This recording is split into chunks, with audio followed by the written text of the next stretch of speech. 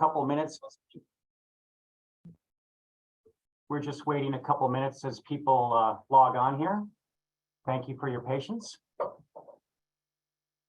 And we're discussing how to put the best cream on ourselves so we look the best on camera for everybody today. We'll give it another. I didn't know we were sharing that. Okay. We're going to try and share a lot today, now, as much as possible. Okay, we're over 100 people online, so let's get started. Today we're doing a presentation for everybody out there on ethical issues and privilege considerations facing in-house counsel. And I think we're all pretty qualified to talk with you guys today about that in light of the experience the four of us all have with being in-house counsel. In addition, all four of us came out of the Brooklyn or Kings County District Attorney's Office. Joe Calabrese has been in-house for over, what, 12 years, right, Joe? 15, 16. Sorry, 16 years at Smith Barney and Morgan Stanley. I was managing director at Smith Barney and then 2 years at Morgan Stanley as an executive director for a total of 17 years. Ellen Slip was at Citigroup for more years than I was. Decades, just leave it at We'll decades. say decades, and she was a managing director there and responsible for litigation at the private bank. And Angela Toriano was at Merrill Lynch for about 6 years in-house. So all of us have basically sat in the seat that many of you are out there today. And we thought we could turn around and talk about some of the issues that we faced when we were in-house and how we dealt with ethical issues. So what's our agenda today? Well, first, we're going to talk about who the client is. And sometimes there are wrinkles there, and it might not be exactly what you think. Then we're going to discuss the duties of competence and confidence. We're going to go over when something's really protected by the attorney-client privilege.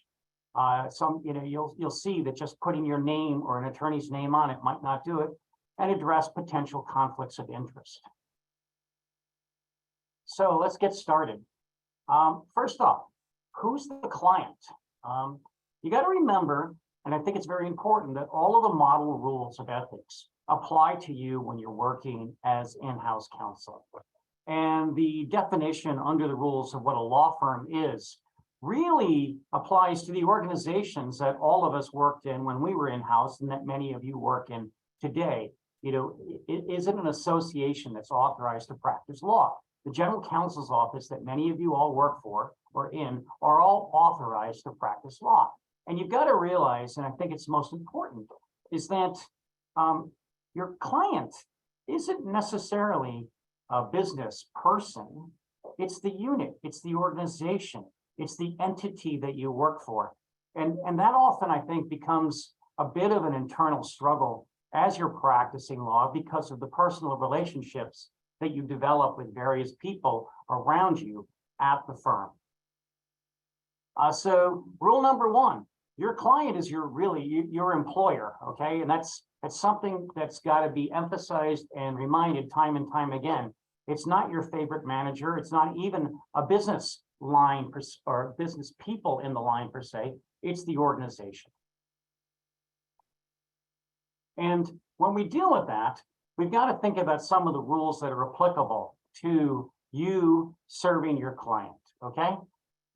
Rule 1.13a talks about in-house representation, and it reminds you that you're really working for the officers, the directors, the employees, and the shareholders, and not necessarily other co-employees. And I just remembered time and time again, when I was in-house, people who I had worked for, you know, many times over the years, who I developed good relationships with, would then sometimes come to me during various restructurings and whatnot and ask me about my opinion, right? And you know, you had to turn around and put on your hat as the lawyer for the firm and remind them that, you know, you work for X company and not for them, and really segregate that out. And it's very important that you remind these clients about this all the time. Where this really becomes an issue is with joint representation. And joint representation is something that I think all four of us have done many times when we were in-house. especially in the broker-dealer litigation, where you represented both the perhaps the individual registered representative or the registered representative and the managers, and you were also representing the broker-dealer. And you had to go through and make sure that there were no conflicts that could not be waived that existed there. And as long and under the model rules, you're allowed to do that joint representation. So it's, did I go to slide 5, 6 already? Yep. I think I moved through that quicker than I expected. So it's now Angela's turn.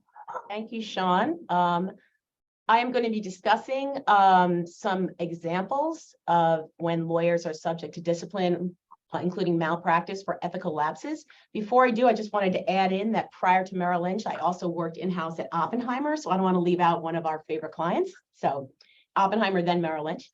And the other thing I wanted to reference is that we're going to be talking about a lot of different rules today, and we are, for this presentation, we are relying on the ABA model rules. Obviously, you all know each state has its own set of ethical rules, and in looking at what your ethical obligations are, it's always important to reference what your state has as part of their rules, because certain states adopt the model rules exactly, and certain ones adopt them in only a limited fashion. So I just wanted to throw that in there. Okay, so we all know that we are subject to discipline under and we have ethical obligations. So what are some examples of some unethical conduct by our colleagues? Well, the most recent example is, I think probably most people have heard of this, was the AI issue. So in the Southern District, a lawyer relied on one of those ChatGPT apps in citing to case law in opposition to a motion to dismiss.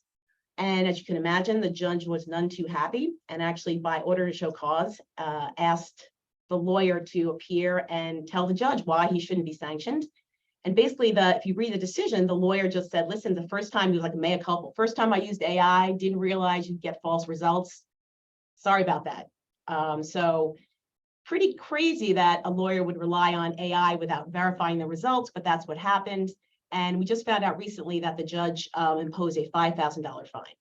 So that is one, this AI thing going forward is going to be interesting. I just was reading an article actually in the ABA Journal, and they were talking about how they were considering using a ChatGPT attorney as a new phrase. You know, you have like your white shoe attorneys and your whirl attorneys, a ChatGPT attorney. It turns out they declined to do so, but it's interesting that it was even thought about putting that in there. Hopefully there won't be too many ChatGPT lawyers going forward. You know, so that's one example. Sorry. The staggering thing about that case was that the ChatGPT came up with case law and made up its own precedents for the case law. You know, made up the sites.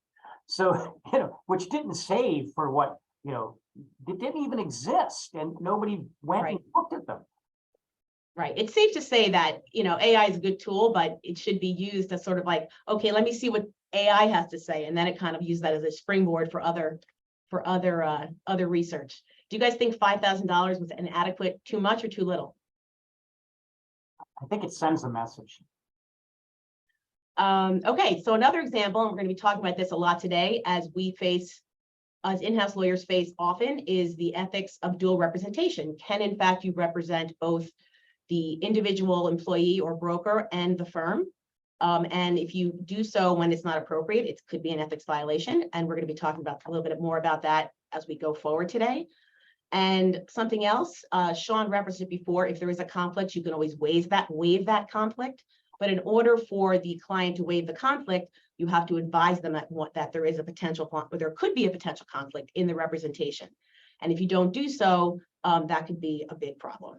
So those are just some examples of possible conduct that could lead to disciplinary action. If we can go to the next slide. So concurrent conflicts of interest. This is covered by Model Rule 1.7a. And there's two types of concurrent conflicts. The first one is sort of the obvious one, directly adverse.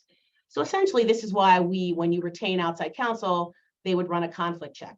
You can't represent an individual in one matter that you are adverse to in another matter. And that sort of goes without saying. Another example in a transactional matter would be you can't represent a buyer and a seller in a real estate deal. So that's directly adverse. pretty obviously that there's a conflict that exists. The next type of conflict that's set forth in Model Rule 1.7 is one that is there's a risk that the representation will be materially, your representation of the client will be materially limited by your relationship with either another client, a third party, or some kind of personal interest. And that's an example of that would be in the broker-dealer representative context. Can you represent, their interests are often aligned, but is there an existing conflict that would prevent the representation of both parties?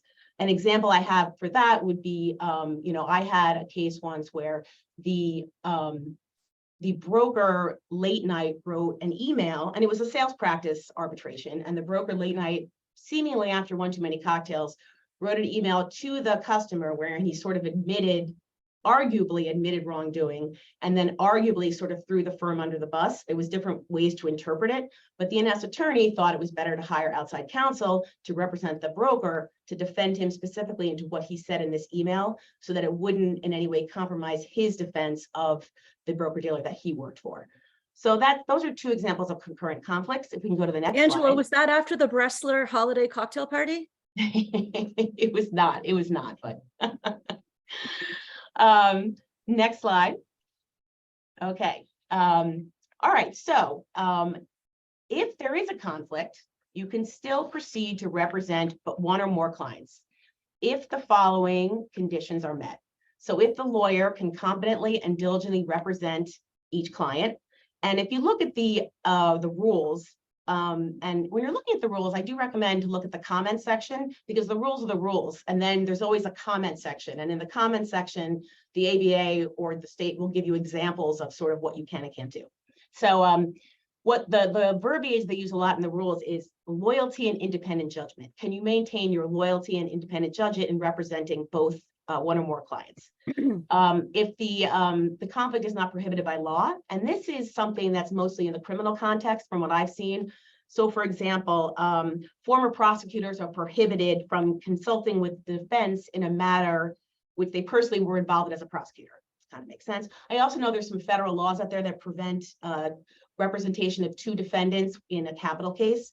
So there's limited circumstances, but there are conflicts that are there is laws that prevent you from, in certain situations, of representing two clients at the same time.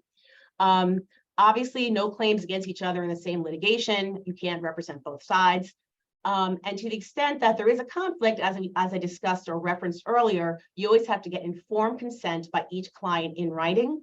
So what we have to do is get like a joint representation letter that sets forth in detail, something along the lines of, so I've looked into this. It doesn't seem as though there's a conflict right now. A conflict could arise. If one does arise, or if you know of a conflict or inconsistency that exists right now, please let us know. And then just, put it all in writing and have the client sign it so that it's, so it's in your file. I've also had a situation in a regulatory matter where in the middle of the OTR, I found out that I was representing two different individuals from the same company. And in my interviews, they were in line with each other. But then at the OTR, one of the individuals who used to work for the other one, sort of like through documentation, his story fell apart. And I actually had to recuse myself in the middle of the OTR because of this conflict. And luckily, I was very happy that I had my joint representation letter in the file. So sorry, who was going to jump in there? Oh, no one? Okay. So the next slide. Okay, this is a little flow chart that goes over sort of what your mindset should be when you are determining whether you can represent two clients or more than one client. So is there a conflicting, inconsistent, diverse, or other interest that may adversely impact, again, the words judgment, loyalty to client? If no, obviously no conflict. If yes, then you go on to the next stage of the flow chart, which is what a reasonable lawyer thinks professional judgment in advising one client would be adversely impacted or limited by attorney's other representation. And the reasonable lawyer is actually a phrase that is defined in the ABA rules, and it's defined in two contexts. It's defined in the general context, which is conduct of a reasonably prudent and competent lawyer. And then it's defined in the context of when you're making a conflict of interest determination. And that is a lawyer acting from a perspective of a reasonably prudent and competent lawyer who is personally disinterested in commencing or continuing the representation. So in other words, you have to kind of step outside the situation and look at it from as a neutral observer. Can I continue this representation? If no, then no conflict. If yes, and a conflict exists, again, you can still represent the two entities or the individual of the entity if the conflict is waivable using the factors we just discussed on the previous slide. And so, yeah, so some common conflicts, like again, we went over this already, the employee versus organization conflict. Can you represent both the employee and the organization? And these are common conflicts in an in-house situation. If there's an internal investigation, there's obviously a conflict between your representation of the company and whoever the individual or individuals are that are being investigated. In providing benefits advice, again, you are the representative or the lawyer for the company. And so you have to be careful when being asked to give employees advice on benefits. If there's personal interest involved, as an in-house attorney, obviously you make friends with a lot of people in the legal department, outside the legal department, and that may rise to the level of a conflict should that individual come to you for some kind of advice. And then there's the multiple hat situation, and an example of that would be if you are a member of the general counsel or an attorney with the general counsel's office, and you also are on like the board of directors. So those are just some common conflicts that exist as an in-house position, and that you should be cognizant of and aware of as you proceed in your position. And now, Angela, if I could just, before we toss it to Joe, I just wanted to throw in there that there's many bar associations, state bars and local bars and other, organizations have hotlines and 1-800 numbers where you can run these things by anonymously. So if it doesn't pass the gut test, don't sit with it. Don't lose precious sleep over it. You can reach out to other folks in addition to the bar associations. That's a great point, Ellen. That really is good, because sometimes it can be a little bit, there's a fine line, and there's certainly no harm in reaching out and getting an anonymous. You can do it anonymously, as you said. So that's a great point. so let's go on to attorney-client privilege. Joe? So attorney-client privilege in the corporate context is what everyone thinks they understand, and they really don't. Everyone thinks they understand what's privileged and what isn't, and what they can say and what they can't say. But the truth of the matter is most people don't understand that. And I think if you haven't figured out by now in the first 11 slides that a lot of what we're talking about today is not intuitive. It's not something, I like what you said, Angela, a second ago, if it doesn't pass the gut test, then you have to reach out and you've got to figure out why. A lot of these things may not even cross your minds. So in the context of ethics, look, I remember being in law school and thinking, how hard can the ethics class be, right? If I know that I'm doing what's right, how can I be wrong? And then I started reading ethics opinions, which are generally written for people. I don't know what kind of people they're written for, to be honest, because they're really hard to follow. So what we're trying to bring to you today is distill some of that information and make it more useful to you, because it is fairly tricky. And attorney-client privilege is high on that list. In particular, it's much tougher in the corporate context of it. For those of us who have all been in-house for a large chunk of our careers, and most of you, our audience, who are in that position, a lot of what goes on is not intuitive. You find yourself in conflict situations, just like Angela brought up earlier. You find yourselves representing different people at different times, and you have to make sure you've got it right. One, because you have to obviously, as an attorney, zealously guard that privilege, but don't advise your client that it exists when it actually doesn't, because the last thing you want is a client to communicate with you in a way where they think that it is privileged and then it's not. And now all of a sudden, what happens? They're subject to disclosure. So things you have to be very, very cautious about. Looking at slide 12, we talk about the traditional formation of the attorney-client relationship. Number one, there has to be legal advice sought. It's not business advice. It's what do you think is going to make us the most money? How can I get this past the risk committee? How can I get this past the new product committee? It's actual legal advice. So legal advice is, can we do this in this state? Will this regulator approve of us putting this together? What is the litigation risk of trying this case or not trying this case?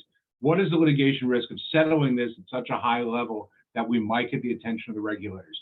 As long as it has some form of legal advice, then you're okay. If it's strictly just about how the business should do things and how that business relates to other units, be careful, right? It's not corporate compliance with each other. It's whether or not legal advice is being sought and is being given. The next bullet is really for counsel that's not within the firm, that says attorney consents or does not decline representation. Obviously, as been said before today, if you work for the company is your client.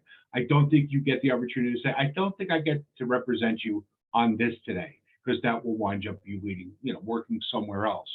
Attorney has to know that the client is relying on him or her for that legal advice. So a lot of times in-house, you can get a phone call from basically anybody or an email from basically anybody. Make sure that if you think that this is going to turn into some form of advice, that even if you have a conversation, you replay it back in that email that says, pursuant to our conversation, here's what we talked about, and here's what I suggest you do. That or advise, whatever word you want to use. Here's my legal advice. Say again? Here's my legal advice. Yeah, no, I mean, like, sometimes you got to hit people over the head with it. But I find, like, a lot of us, I'm sure, in-house, the phone rang all day. When I was at Morgan Stanley, we had headsets. It was just easier. Make sure you cover yourself on paper, because if someone gets deposed or gets asked about that conversation from 3 years ago, obviously you're not going to remember it. And you're protecting all that you talked about if you cover that with an email. A little bit of best practice. And just conversely, just to throw in there, you can't just like put on like a attorney-client privilege stamp on the email and make it privileged. And I think you referenced that before. It has to be legal advice sought, so that if it's not legal advice sought, and it really is something else, then just putting the stamp on it is not going to make it privileged. And that's an incredibly good point, right? Because we would get information from the field, and like, can I get a set of account statements, please? Right? And the top would say attorney-client privileged. We can't find them. Okay, you can't find them. That's one thing. Whether or not that's privilege is something else. In my early days at Citi, they used to think it was privileged if a lawyer was walking down the hall while they were on the phone, right? Or come in here. Can you just sit here? We just need a lawyer on this call to protect the privilege. We've evolved from that, right? So yeah, it's not just, it's good practice to put it on the email. No one writes hard copy memos anymore, but it's something that, it's definitely something that you have to keep in mind. Just finishing up slide 12, no waiver of privilege by client, confidential communication of legal advice. That's all within the same. Anybody who reaches out to you and talks to you about it, there's certainly, by the way, so the waiver of privilege is waived if you take that conversation, if the client takes that conversation and goes outside, right? And goes outside and talks to somebody else about it. Now, if they're talking else to somebody in the business unit that they're in about what you're talking about, that's not a waiver. But if they go outside the confines of the relationship to maybe a colleague at another firm, now you have a problem. So you have to warn people, we're going to talk about this, we're going to write it down, it's got to stay among us. And most reputable firms clearly have no issue with that whatsoever.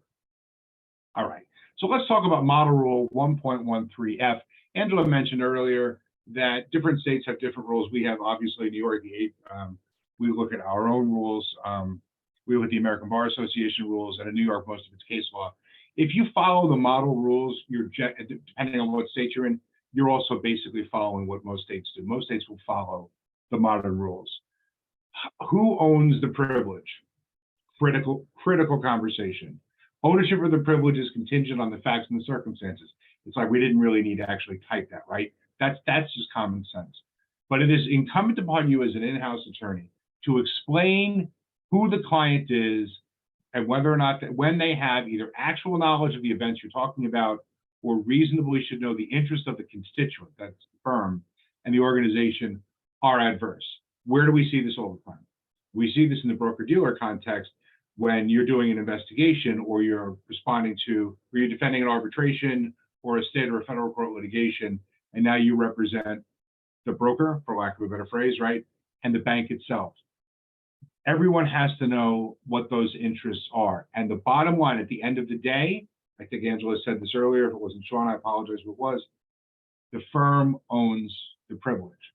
Anytime I got on with the phone with a broker who, even if I was, named, it was an individual party and the firm agreed to have me represent that broker as well, the firm, the first thing was, I don't represent you.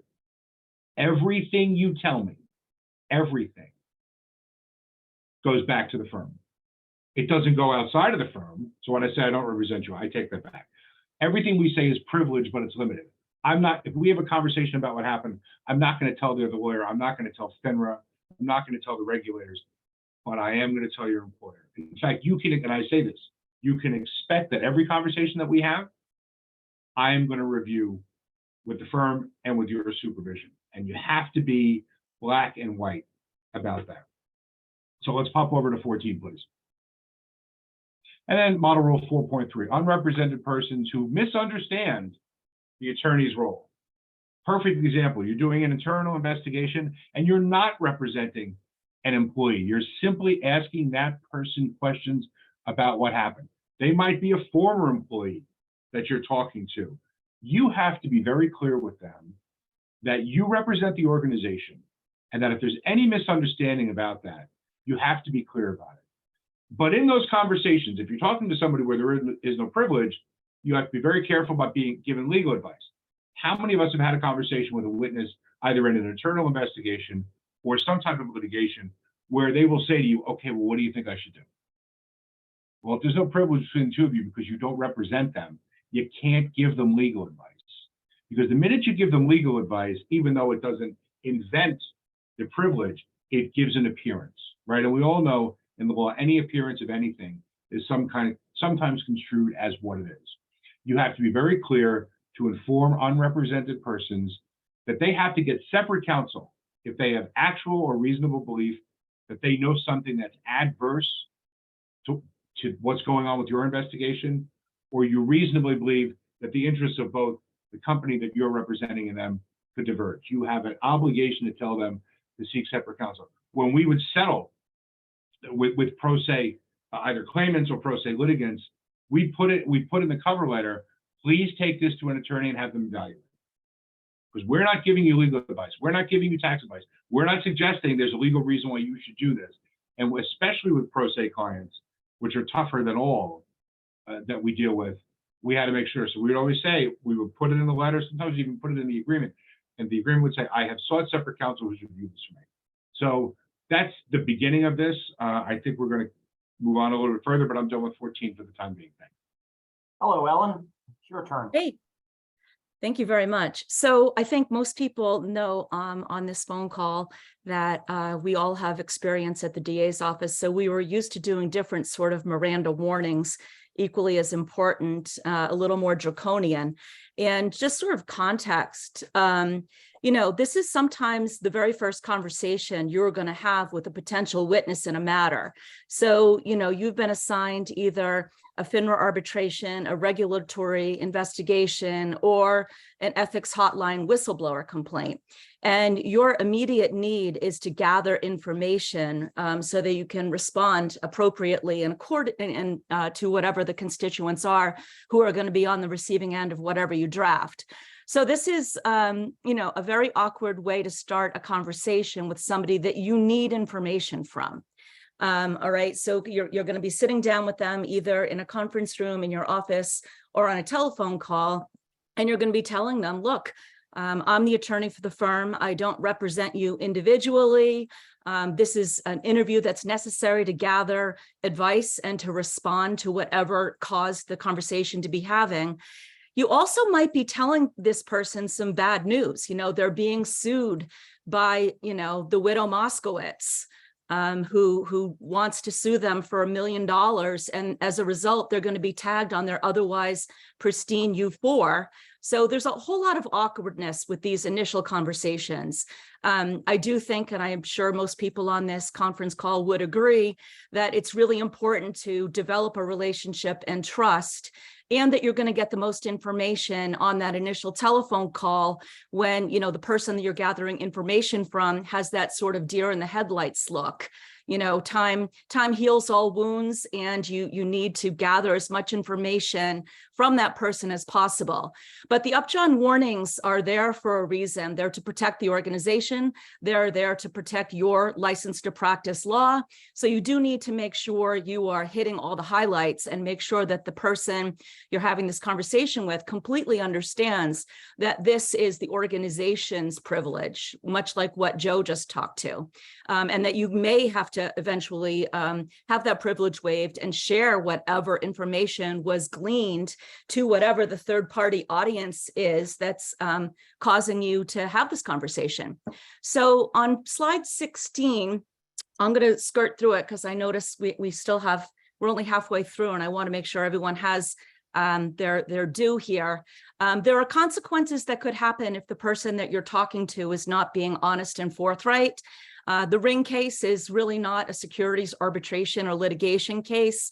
It's a federal agency where the lawyer was lied to and eventually had to turn over the false statements that were made. And there are consequences to that. Very rare in our circumstance, so I don't want to spend too much time on it. So, Sean, if you take me to 17. I've got a few practice pointers, and we bandied this about a lot in our preparation calls. So I think it's absolutely necessary to use a script to make sure that you are giving the full version of the Upjohn warnings and make sure you're not glossing over the awkward parts. And frankly, like I said in my little intro here, a lot of this is very uncomfortable and awkward. You know, it's nice to talk to people in social settings, but when you're an in-house lawyer speaking to somebody who's potentially going to be named, potentially going to be on the hook for wrongdoing, it's a tough conversation to have. So sticking to the script is really important. And I used to always write in my notes of, memorializing the facts that I gathered. But the very first thing I would write in my notes was Upjohn warnings delivered. And if there were any questions, what those questions were and how they were acknowledged and answered. So some examples of those kinds of issues that the employee / witness might come up with are, do I need my own lawyer? If I do my own lawyer, will the firm pay for the separate counsel? Will they front the legal fees? And then if we get into a dispute later, we can decide whose actual responsibility that is. If you know from the get-go that there's, different interests that are adverse, you might want to have that conversation right away.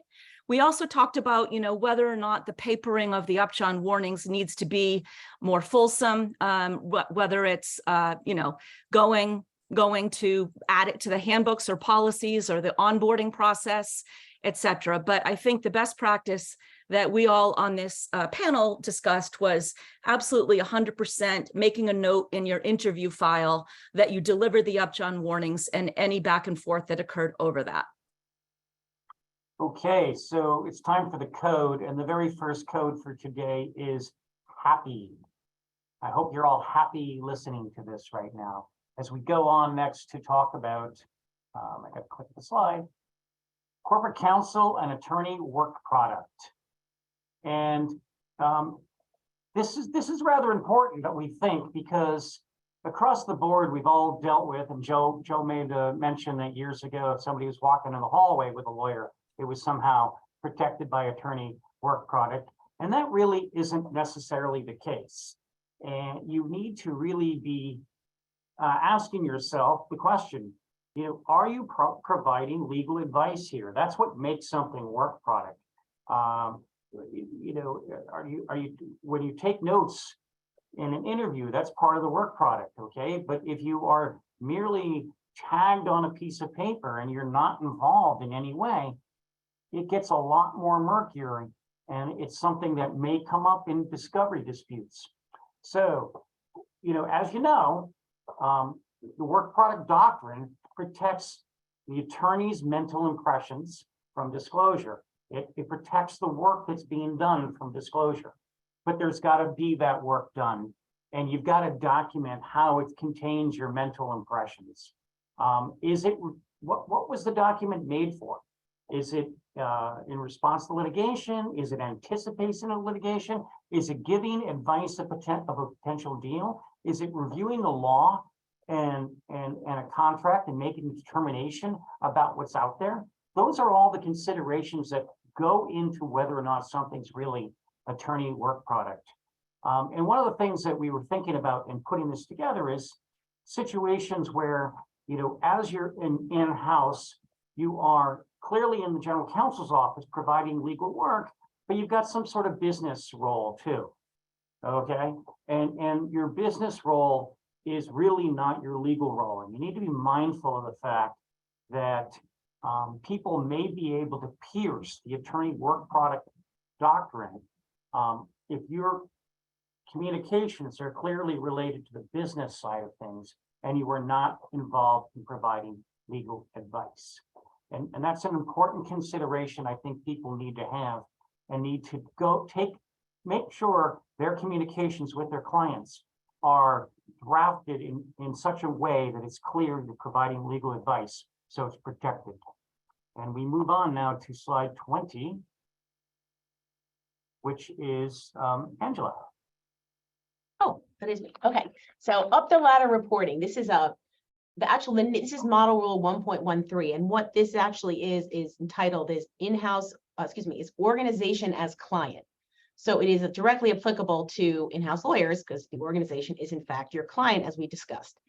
And what this rule says is if a constituent, and a constituent is defined in the rules as an employee, an employee, an officer, or any affiliate of the organization. So if they engage in an action, and there should be an end after that semicolon, and either the action in that, by doing that, they intend to act or refuse to act in a manner related to the representation of the firm that is a violation of a legal obligation to the organization or in violation of a law which could be imputed to the organization, and there's a likelihood of substantial injury to the organization. So essentially, it's if you see something as an in-house lawyer, you may be ethically obligated to say something. So how do you know when you are ethically obligated to say something? If we go to the next slide. Next slide, Sean. 22. No, I'm sorry, 21. See that? Sorry, there you go. Okay, so these are the factors of when you know you have to, I guess, escalate. And basically, you need to look at the seriousness of the violation and the consequences, the responsibility of the individual in the organization, the motivation of the actor, which is very important because in the comments of this rule, they point to the fact that if, for example, there was some kind of innocent misunderstanding of a law or a policy or a regulation, and going forward, this individual follows the proper procedure and listens to the advice of the lawyer, that may negate the responsibility to actually escalate and do the up the ladder reporting. So that is definitely a consideration. The organization's policies and procedures, if any, concerning the matter, and any other relevant considerations. Like I said, is there something going on that you as the individual that's representing the organization, you feel to act in the best interest of the organization, you need to escalate. And that's the language that the rules use, is you have to act in the best interest of the organization. And in the example that I gave you, where the motivation, or there was no bad intent or malintent by the individual employee, in that situation, the way the rule phrases it is it's not in the best interest of the organization to escalate it or push it up the ladder. Some other guidance that the comments give you is, again, sometimes the matter is so serious that you don't even need to, that you can actually escalate it without even speaking to, I'll refer to the constituent. You can just escalate it immediately. In addition, any measures taken, everything needs to be kept confidential. So you don't have to risk the reputation of the firm and minimize the risk of revealing what's going on to the outside world. So these are all considerations. As an in-house attorney, you have to be aware of what's going on around you and determine whether it's necessary to escalate the situation. And so some practice tips in this regard. Always good to have things written down. Adopt a compliance plan for all employees to assist in identifying potential wrongdoing, which specifically covers in-house counsel.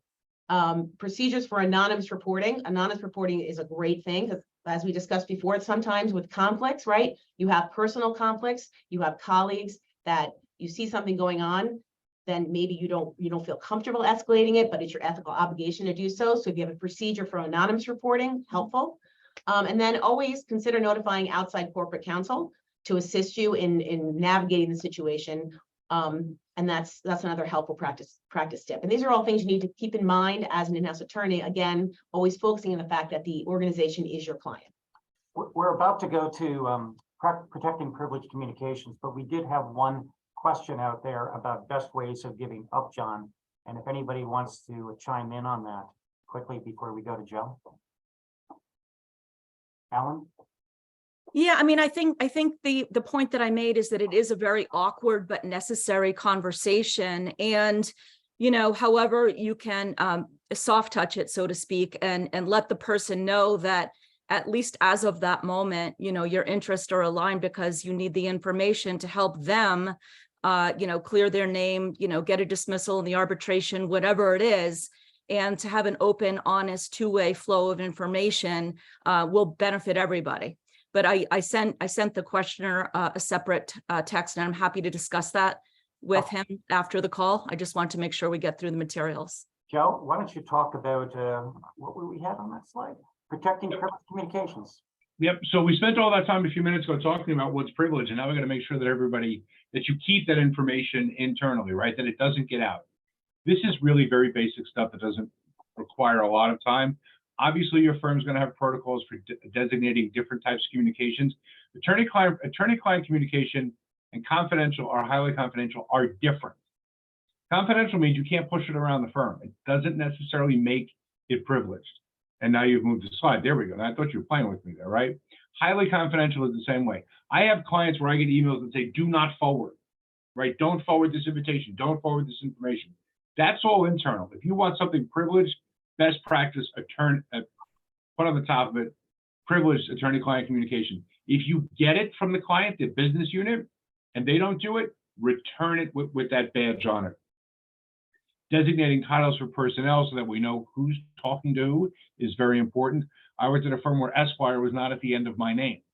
And so there was no easy way to figure out that I was in legal. So we changed that. Limit who you share it with. And of course, as we talked about before, include in your language that reflects that you're providing legal advice. Make it easy for yourself. You sought my advice. Here's my advice.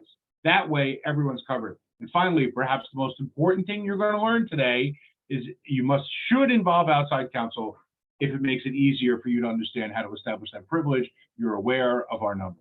Most important point, absolutely. But I do agree that the third to last bullet point is great. If you can couch it as, in response to your question, here's my legal advice, that really saves a lot of time. Besides looking professional, which it always should, yes, whether you're in-house or otherwise. So it we're now sets the tone. We're now going to talk about client confidence. Ellen? Okay, so the model rule is really just one sentence. I'm going to read it. A lawyer shall provide competent representation to a client. I'm sorry, two sentences. Competent representation requires the legal knowledge, skill, thoroughness, and preparation necessary for the representation. And, you know, like the devils are in the details. And as Angela said, really read the commentary, because the commentary is really important. It unpacks each of those in that string site of what the definition of competence is. Sean's going to talk about confidence as the next one. But most importantly, and I think most relevant for all of us who survived 3 years of pandemic and adjusting to Zoom mediations, there's my shameless plug, Joe. Adjusting to that, comment 8 on under the ABA model rule 1.1 specifically reads, to maintain the requisite knowledge and skill, a lawyer should keep abreast of changes in the law, like taking a CLE like this, and its practice, including the benefits and risks associated with relevant technology. Ellipse, ellipse, ellipse. I'll cut off the rest. So the relevant technology piece is really important because I'm going to get to this on slide 34. There are certain bells and whistles that we all have to confront now to keep our Zoom conversations, our email discussions with clients as Loctite and confidential as possible. That's competent. Sean, confidentiality? Yes, confidentiality. It's something that I think you have to, you know when you don't do it right is probably the best thing. It's that giant oops thing that might, you'd be terrified about in the middle of the night. You need to really make sure that you take all the steps that are out there to keep from revealing any type of confidential information unless you get very informed consent from your client.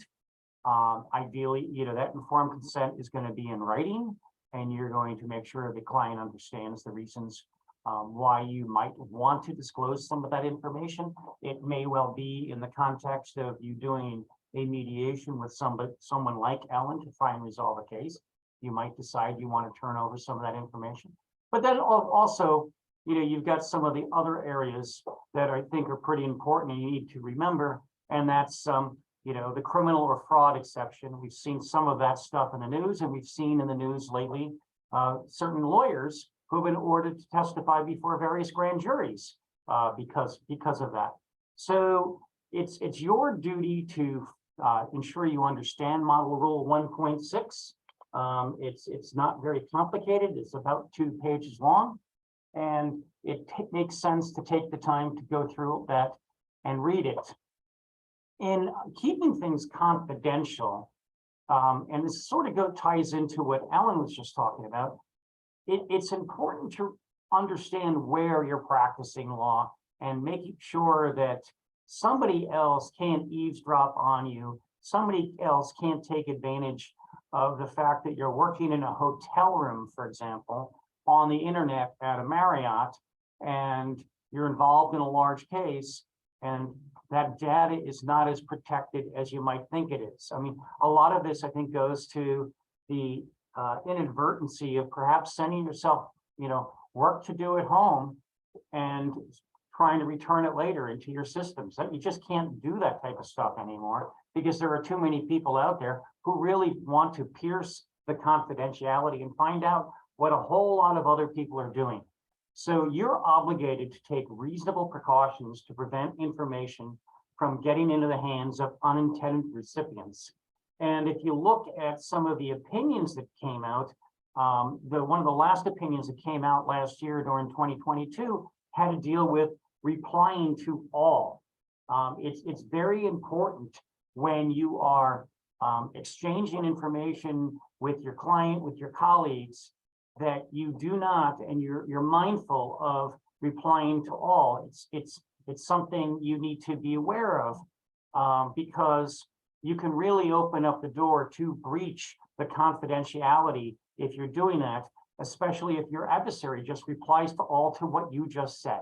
So you need to be careful about that.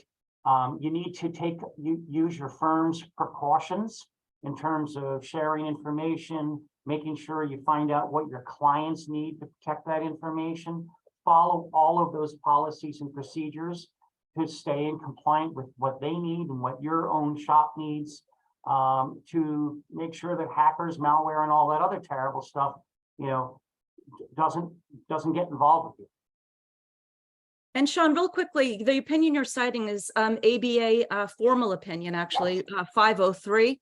And I did a little reading, and actually hackers prey upon law firms. Because if you think about it, they are ripe with sensitive information, all packaged up in a pretty little bow, ready to go. We saw this often, and it makes sense. If you're a hacker, why hack into GE, IBM, mobile, whatever, when you can figure out who their counsel is and get it all like one-stop shopping? So let's get into the duty of confidentiality, Rule 1.6C, Angela.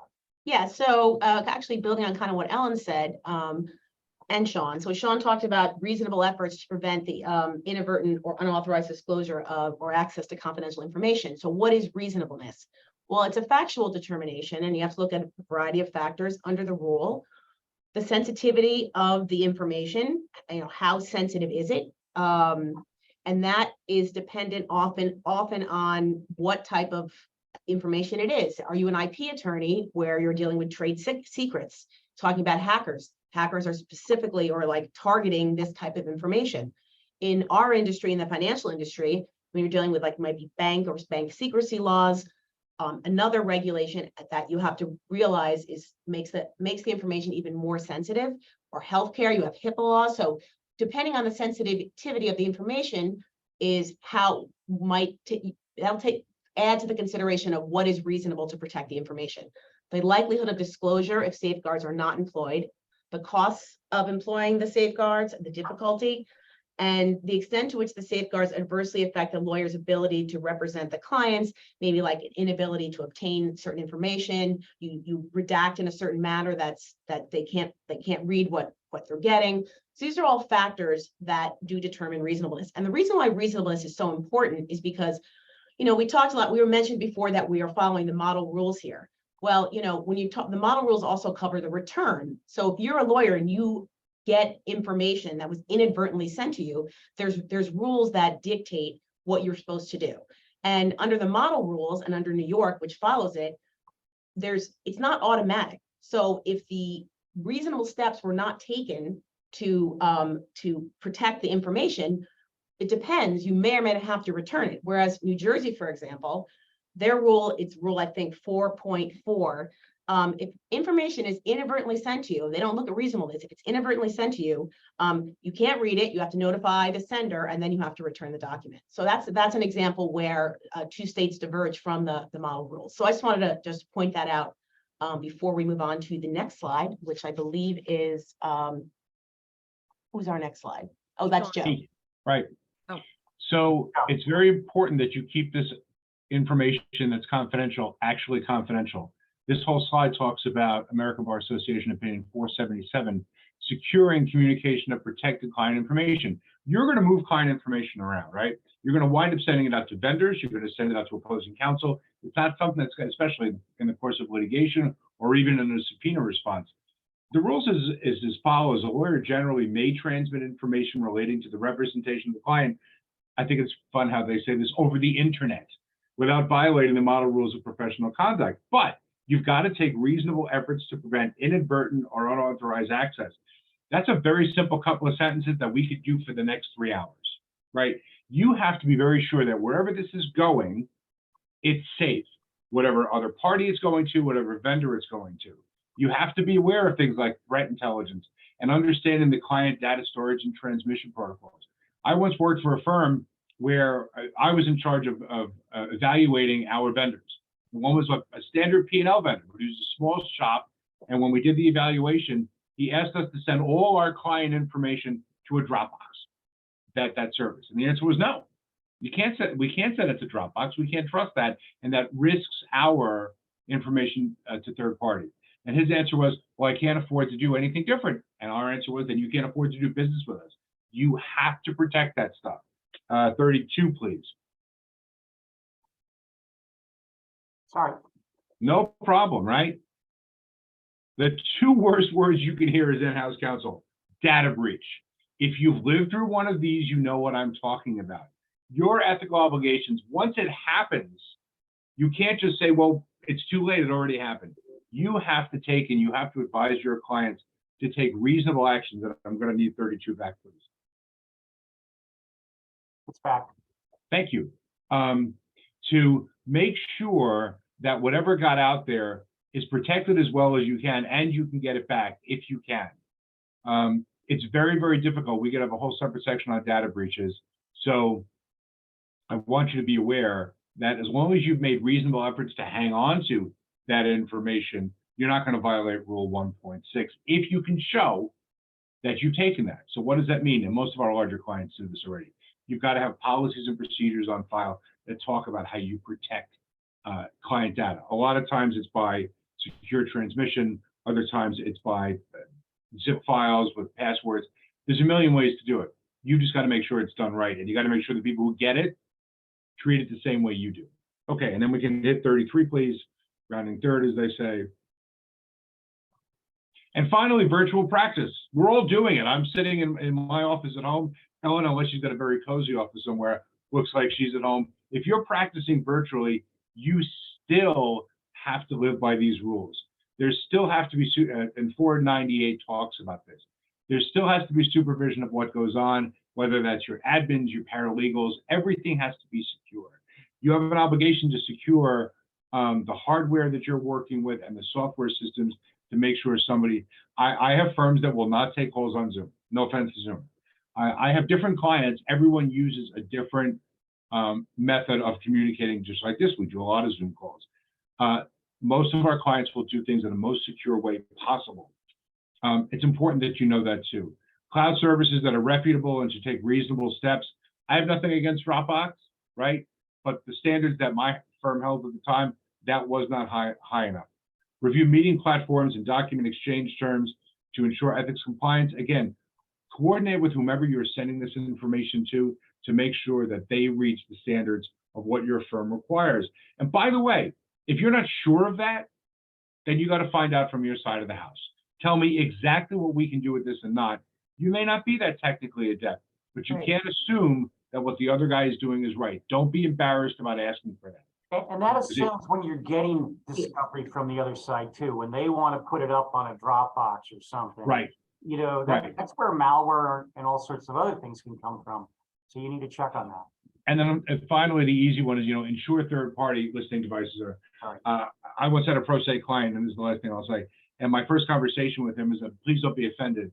I need to know if you're recording this, because people will turn on their iPhones and now everything you've said to them becomes recorded. And he got very angry about that when he sued us. That was the first line of the statement of claim. A pro se person got angry? I'm surprised. Shocking. So-and-so's lawyer asked me on the first day whether or not I was recording something. I wonder if he was recording me. You know something? I'm glad I asked. And, just and this whole technology thing, it's an interesting thing to the virtual practice, but just so to be clear, it's not that we have an obligation to be technological experts. We just have to make sure that the technology out there is secure. And so you need to you don't have to understand it per se. You have to just make sure it's secure and speak to people that do know and have people there that understand it fully. So that is the obligation, to be clear. Don't ask. So let's go to Ellen with some practice points on maintaining confidentiality. So a lot of these, like Joe said, do we have to actually type out this slide? Because so much of it is self-evident, but I think it bears repeating because the opportunity for mischief is present around every corner. And there are some things that you can do protectively to make sure that, you're giving it your best shot at keeping the communications confidential. Like we talked about, don't use the unsecure Wi-Fi at a Marriott or a Starbucks or in an airport lounge. You can set up a hotspot on your phone and your laptop and just use that. I think one of the most interesting things is the one in the opinion 498, which Joe just referenced, the Alexas and the smart other listening devices. Yep. I mean, those, you could be broadcasting your confidential communications to the world. In my mediation practice, again, it's slightly awkward, but at the beginning, I want to make sure I don't ask the participants to actually pick up their laptop and scan around the room to make sure nobody else is present. But I do make sure that people have executed the confidential mediation agreement. And if there are people who are going to be joining, one time I had a mediation where the widow Moskowitz, again, to use that phrase, invited her 3 grown sons who all happened to be lawyers to join on the mediation. They were lawyers, but they weren't securities litigators or even litigators, but I made sure that they were going to abide by the confidentiality agreement.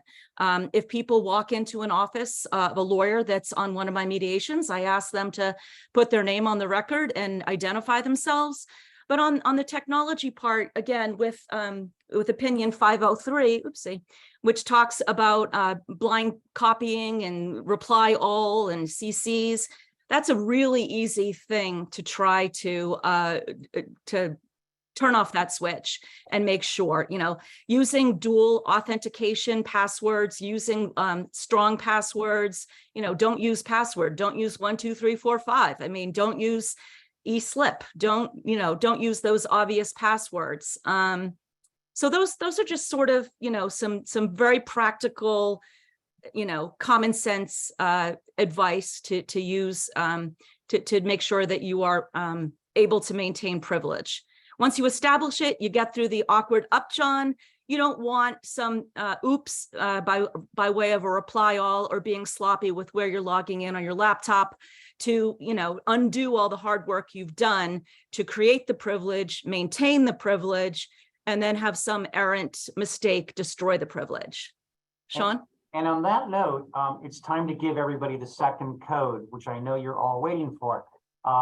And so it is 4th. Happy 4th. And As we in 4th actually of July. As in the 4th of July, we hope everybody enjoys the Independence Weekend that's coming up, and we hope that this has been helpful or at least entertaining for you in obtaining your ethics credits. And thank you very much for joining us. Have a safe holiday. Thank you all. Thank you.